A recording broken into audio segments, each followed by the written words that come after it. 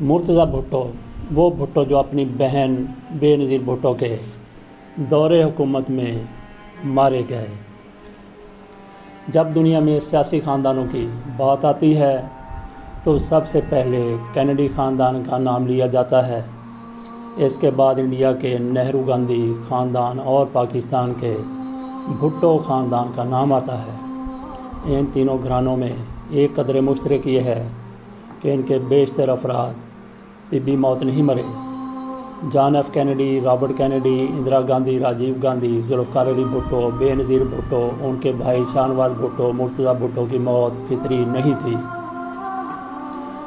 مرتضی بھٹو کی کہانی کی ابتدا 4 اپریل 1979 کو ہوتی ہے، جب پاکستان کے فوجی حکمران جنرل ضیاء الحق نے پوری دنیا کی اپیل کو مسترد کرتے ہوئے ذوالفقار علی بھٹو کو پھانسی دے دی تھی۔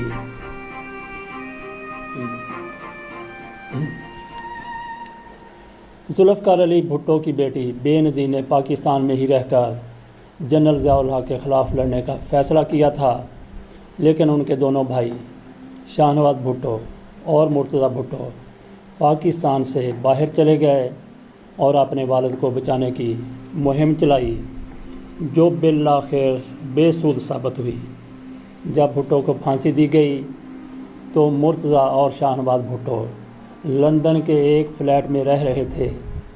جیسے ہی انہیں یہ خبر ملی، وہ باہر آئے اور دنیا بھر کی میڈیا کے سامنے کہا، اس جنرل ضیاء الحق نے 2 برس تک انہیں تشدد کا نشانہ بنایا، ان کا سیاسی نام ختم کرنے کی کوشش کی اور اب اس نے انہیں مار ڈالا۔ ہمیں کسی بھی چیز پر شرمندہ ہونے کی ضرورت نہیں ہے۔ انہوں نے آج شہید کو دفن کیا ہے۔ ذوالفقار علی بھٹو کی موت کا انتقام لینے کے لیے بھٹو کے دونوں بیٹوں نے ہتھیار اٹھا لیے اور آل ذوالفقار نامی تنظیم کی بنیاد ڈالی۔ دونوں پہلے افغانستان اور شام میں ایک ساتھ رہے، لیکن بعد میں شاہ نواز اپنی اہلیہ کے ساتھ فرانس میں رہنے لگے۔ اسی دوران دونوں بھائی خفیہ طور پر انڈیا آئے اور اندرا گاندھی سے ملاقات کی۔ مرتضی بھٹو کے دوست اور معروف صحافی شیام بھاٹیہ اپنی کتاب گڈ بائی شہزادی میں لکھتے ہیں، اندرا گاندھی نے حزب اختلاف میں رہتے ہوئے مرتضی اور شاہ نواز بھٹو سے 2 بار اپنی دہلی کی رہائش گاہ پر ملاقات کی تھی۔ انڈین ذرائع کا کہنا ہے کہ بھٹو برادران نے مالی مدد کا مطالبہ کیا تھا اور اندرا گاندھی کی وجہ سے انہیں یہ مدد ہندوستان سے مل گئی تھی۔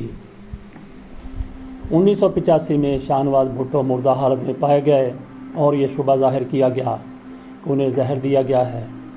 بعد ازاں مرتضی بھٹو کی بیٹی فاطمہ بھٹو نے اپنی کتاب سانگز آف بلڈ اینڈ سوورڈ میں لکھا کہ جب میرے والد کمرے میں داخل ہوئے تو انہوں نے شاہ نواز کے جسم کو کمرے میں صوفے اور کافی ٹیبل کے درمیان منہ کے بل اوندھا پڑے دیکھا۔ مرتضی نے بعد میں کہا کہ اسی وقت انہیں احساس ہو گیا کہ وہ زندہ نہیں ہیں۔ جب مرتضی نے ان کے جسم پر نیلے رنگ کے دھبے دیکھے تو انہیں لگا کہ ان کے ساتھ کوئی غیر فطری واقعہ پیش آیا ہے، ان کی موت طبعی نہیں ہے۔ انہیں شک تھا کہ انہیں زہر دیا گیا ہے۔ مرتضی بھٹو نے پورے گھر کی تلاشی لی، انہیں کچن کے کوڑے دان میں ایک شیشی ملی جس پر پینٹرکسائڈ لکھا تھا۔ بعد میں پولیس نے تصدیق کی کہ انہیں شاہ نواز بھٹو کے جسم میں زہر ملا۔ یہ زہر ان کے جسم میں خون کے ذریعے نہیں بلکہ نتھنے کے ذریعے پہنچایا گیا تھا، لیکن کوئی یہ نہیں بتا سکا کہ انہیں یہ زہر کس نے دیا، کب دیا، کیسے دیا۔ ان کی ہلاکت پر ان کی بہن بے نظیر بھٹو نے کہا تھا، مجھے نہیں لگتا کہ ان کی موت گھریلو جھگڑے کی وجہ سے ہوئی ہے۔ وہ ایک سیاسی کارکن اور مارشل لا کے بھی سخت مخالف تھے۔ جس طرح کی زندگی وہ گزار رہے تھے وہ کافی خطرناک تھی۔ میرا خیال ہے کہ ان کی موت کو ایک وسیع تر سیاسی تناظر میں دیکھا جانا چاہیے۔ جنرل ضیاء الحق کی موت کے بعد جب بے نظیر بھٹو وزیر اعظم بنی تو اس وقت مرتضی بھٹو شام میں تھے۔ انہیں کہا گیا کہ ان کے خلاف پاکستان میں طیارے کے اغوا کا مقدمہ چل رہا ہے، اس لیے ان کا وہاں آنا ठीक नहीं होगा। लेकिन जो कुछ हो रहा था मुर्तज़ा भुट्टो उससे खुश नहीं थे। BBC ने अपनी रिपोर्ट में कहा कि उनके एक पुराने दोस्त श्याम भाटिया ने अपनी किताब में लिखा, मैं मुर्तज़ा को ऑक्सफोर्ड के ज़माने से जानता था। दर हकीकत जब हम इंडिया और पाकिस्तान के जौहरी प्रोग्राम पर तहकीक कर रहे थे उस वक्त हमारे निगरान एक ही होते थे।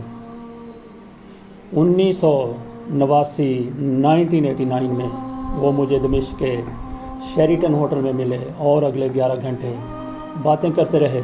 सुबह के 6 बज गए। मुर्तज़ा ने मुझे बताया कि उनके वालिद ज़ुल्फ़िकार अली भुट्टो ने बेनज़ीर की बजाय उन्हें अपना सियासी जानशीन बनाया था।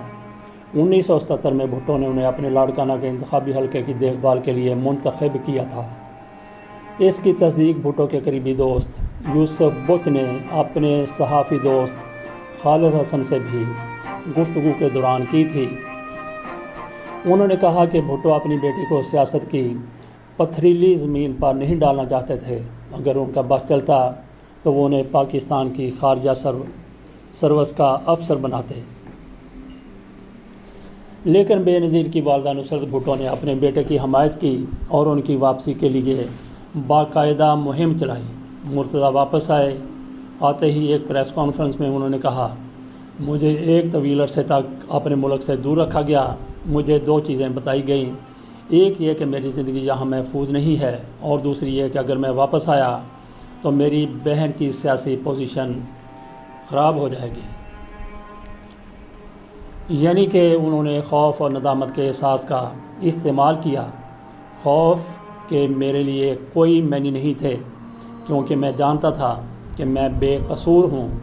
हाँ, नदामत का एहसास था क्योंकि वो पहली बार वज़ीर-ए-आज़म बनी थी और मैं इस ख्याल के साथ नहीं रहना चाहता था कि अगर मैं लौट आया और हुकूमत गिर गई तो मुझे इसका ज़िम्मेदार ठहराया जाएगा।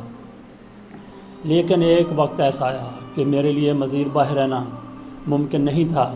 मेरी वालदा शुरू ही से कह रही थी कि मुझे वापस आना चाहिए। मुर्तज़ा के वापस आते ही उनके आबाई शहर लाड़काना में पुलिस ने उनके हामियों पर फायरिंग कर दी। उनकी वालदा नुसरत भुट्टो इससे इतनी बरहम हुई कि उन्होंने इसके लिए अपनी बेटी बेनज़ीर भुट्टो को मुर्द इल्ज़ाम ठहराया, जो उन्हें बेनज़ीर की बजाय मिसेस ज़रदारी कहने लगी। नुसरत भुट्टो ने कहा कि बेनज़ीर कहा करती थी कि नवाज़ शरीफ की हुकूमत पुलिस स्टेट है, लेकिन मौजूदा हुकूमत बेनज़ीर भुट्टो की हुकूमत पुलिस की हुकूमत नहीं तो और क्या है। नवाज़ शरीफ और ज़िया उल हक़ जैसे अमर जो काम कर रहे थे वो भी वही कर रही हैं। मुर्तज़ा और उनकी बहन के दरमियान तलखी बढ़ने लगी। मुर्तज़ा की ज़ुबान तेज़ होती चली गई और उसका निशाना उस वक्त की हुकूमत बनी। मुर्तज़ा ने कहा, मैं कहता हूँ सोच लो, अपना हिसाब किताब रखो, मेरे कारकुनों को हाथ मत लगाओ, इन्हें तंग मत करो। मैं वो मसीही नहीं हूँ कि कोई एक गाल पर थप्पड़ मारे तो मैं दूसरा आगे कर दूँ। अगर किसी ने हमें थप्पड़ मारा तो हम उसकी टांगें तोड़ देंगे। 20 सितंबर 1996 को उन्होंने एक और प्रेस कॉन्फ्रेंस की और पुलिस पर ज़्यादतियों का इल्ज़ाम लगाया। मुर्तज़ा ने कहा, पुलिस हुकाम रियासती यूनिफॉर्म पहनने के काबिल नहीं रहे, वो मुजरम हैं, उन्होंने कराची में कत्लेआम किया है, उनका वक्त ख़त्म होने वाला है। मैं उन्हें चैलेंज करता हूँ कि वो मुझे गिरफ़्तार करें अगर वो उसके सियासी नताइज बर्दाश्त करने की हिम्मत रखते हैं तो। मुर्तज़ा भुट्टो इसी शाम को 8 बजे रैली और प्रेस कॉन्फ्रेंस के बाद अपने घर लौट रहे थे। उनकी बेटी फ़ातिमा भुट्टो अपनी किताब में लिखती हैं कि मेरी वालदा किचन में खाना बना रही थी। मैं अपने छोटे भाई जुल्फ़ी के साथ अपने वालिदैन के बेडरूम में टीवी देख रही थी। उसी वक्त मेरी एक दोस्त नूरिया ने फ़ोन किया। अभी हम बात कर ही रहे थे कि मुझे एक गोली चलने की आवाज़ सुनाई दी। इसके बाद तो गोलियों की बुछाड़ होने लगी। मैंने नूरिया से कहा, मैं थोड़ी देर बाद फ़ोन करती हूँ। मैं जुल्फ़ी को गोद में लिए ड्राइंग रूम की तरफ भागी। माँ भी दौड़ती हुई वहाँ पहुँची। हम वहाँ आधे घंटे बैठे रहे। हमने अपने चौकीदार को बाहर ये देखने के लिए भेज दिया कि वहाँ क्या हो रहा है। उन्होंने बताया कि बाहर पुलिस फैली हुई है। पुलिस ने मुझे घर से बाहर नहीं निकलने दिया। उन्होंने कहा कि बाहर डकैती हो रही है, सूरत हाल के ठीक होने तक आप लोग अंदर ही रहें। जैसे जैसे वक्त गुजरता गया, फातिमा और गनमा भुट्टो की परेशानियों में इजाफ़ा होता गया। बाद में उन्होंने एक इंटरव्यू में कहा, मेरे घर के आसपास बहुत सारी पुलिस तैनात थी। जब मेरे वालिद ज़्यादा देर तक नहीं आए तो मैंने अपनी फूफी को फ़ोन करने का फ़ैसला किया। काफ़ी देर बाद उनके शौहर आसफ़ अली जरदारी फ़ोन पर आए। उन्होंने कहा, मैं फूफी से बात नहीं कर सकती। जब मैंने कहा कि ये बहुत ज़रूरी है तो उन्होंने कहा कि वो फ़ोन पर नहीं आ सकती। जब मैंने बहुत ज़ोर दिया तो उन्होंने बहुत सर्द महरी से कहा, तुम्हें नहीं मालूम कि तुम्हारे वालिद को गोली लग गई है।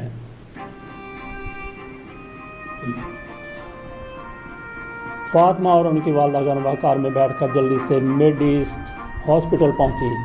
बाद में फातिमा भुट्टो ने अपनी सवाने उम्री में लिखा, मुझे याद है जब मैं हस्पताल में दाखिल हुई तो मैंने अपने वालिद के पाँव देखे। मुझे लगा मैं गिर जाऊंगी। मम्मी दौड़कर पापा के पास गई। वो एक बेड पर बेहोश लेटे थे। मेरी वालदा ज़ोर से चीख पड़ी, जागो मीर, जागो मीर। मैंने पापा के चेहरे को छुआ और मेरी उंगलियों पर खून लग गया। उनका चेहरा अब भी गर्म था। मैं इतना घबरा गई कि मैं सांस नहीं ले पा रही थी। बाद में डॉक्टर गफ़ार ने मुझे बताया कि पापा सांस लेने की कोशिश कर रहे थे लेकिन ले नहीं पा रहे थे। उनके गले में इतना खून भरा हुआ था कि उनके फेफड़ों में हवा पहुंचाने के लिए ट्यूब नहीं डाली जा सकी। बाद में उनके गले में एक ट्यूब डालने के लिए सुराख किया गया ताकि वो सांस ले सकें। ये हो ही रहा था कि उन्हें दिल का दौरा पड़ गया। फातिमा भुट्टो ने अपनी किताब में उनके आखिरी वक्त की कैफियत यूँ बयान की है, पापा के बाल हमेशा करीने से सजे होते थे। वो सिर्फ़ उस वक्त ज़रा ख़राब होते जब वो सोकर उठते थे। मैं अपने वालिद की लाश के पास घुटनों के बल बैठ गई और मैंने उनके चेहरे, गालों और होंठों को चूमा।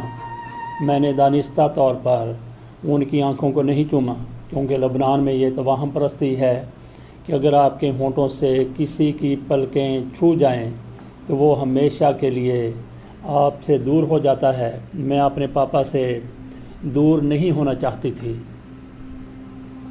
अपने भाई की मौत की खबर सुनते ही वज़ीर आज़म बेनज़ीर भुट्टो फौरी तौर पर कराची पहुंच गईं और अपने मुर्दा भाई को देखने के लिए नंगे पांव मिड ईस्ट हॉस्पिटल गईं। बाद में लाड़काना में उन्होंने एक तकरीर करते हुए कहा, 1977 में जब मार्शल लॉ नाफज हुआ और फ़ौज बरसरे इक़्तिदार आई तो मीर मुर्तज़ा भुट्टो जवान थे, उन्हें मुल्क छोड़ना पड़ा। फ़ौज की वजह से वो वतन वापस नहीं आ सके। वो अपने वालिद के आखिरी दीदार से महरूम रहे। वो अपने छोटे भाई शाहनवाज भुट्टो को दफनाने के लिए भी नहीं आ सके और वो ख़ुद आज हमारे दरमियान मौजूद नहीं हैं। मीर मुर्तज़ा भुट्टो इस दुनिया से रुखसत हो गए, लेकिन वो हमारे दिलों में ज़िंदा हैं और हमेशा ज़िंदा रहेंगे, क्योंकि शहीद कभी नहीं मरते। मुर्तज़ा भुट्टो के हामियों ने इल्ज़ाम लगाया कि मुर्तज़ा भुट्टो को कराची पुलिस ने मंसूबा बनाकर कत्ल किया है। पुलिस ने पहले स्ट्रीट लाइट्स को बंद किया और फिर बेनज़ीर और फिर मुर्तज़ा भुट्टो के काफ़िले पर फायरिंग कर दी। पुलिस ने इसकी तरदीद की। पुलिस के एक सीनियर अफसर शुएब सडल ने कहा कि पुलिस भुट्टो के साथ आने वाले बंदूक बरदारों को रोकने की कोशिश कर रही थी। जैसे ही उन्हें रुकने का इशारा किया गया, उन्होंने पुलिस पर फायरिंग कर दी और पुलिस को अपने दिफा में गोली का जवाब गोली से देना पड़ा।